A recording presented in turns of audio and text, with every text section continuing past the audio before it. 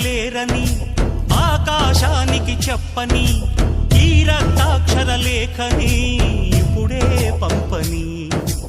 అన్నం పుణ్యం ఎరగని మా సీమకిరా రమ్మని